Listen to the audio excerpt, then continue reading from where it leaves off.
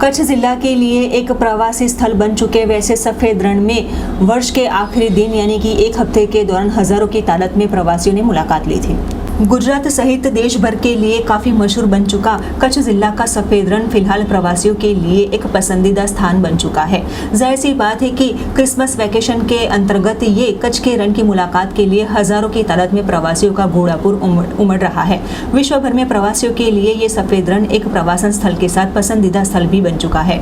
ऐसे में पिछले एक हफ्ते के दौरान यहाँ पर हजारों की तादाद में प्रवासियों ने मुलाकात लेते हुए कच्छ की मुलाकात पर आगमन किया था, जहाँ करीबन 1,94,000 से भी अधिक प्रवासियों ने इसकी मुलाकात लेते हुए काफी धन्यता प्राप्त की थी।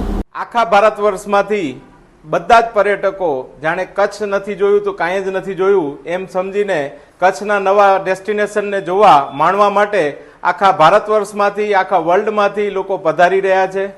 ભુજ અને કચ્છની આજુબાજુ આવેલી 160 થી વધુ હોટલો 100% ઓક્યુપાઈડ છે, જે છેલ્લા આગલા મહિના માટે પણ ઓક્યુપાઈડ છે। खूब लोकोनो धसारो आवी रह्यो छे, जेना कारणे कच्छना अने नाना उद्योगकारथी करी मोटामां मोटा होटेलियर सुधी सौने नवो रोजीरोटीनो एक नवो संप्रदाय मळी रह्यो छे। एक होस्पिटालिटी उद्योगनो एक नवुं सोपान कच्छमां ज्यारे स्थापित थवा जई रह्युं छे, बधा लोकोने खूब ज मोटी संख्यामां बहु ज कमावानी तक मळी रही छे। अमे सौ साथे मळीने कहेशुं के कच्छ नहीं देखा तो कुछ नहीं देखा।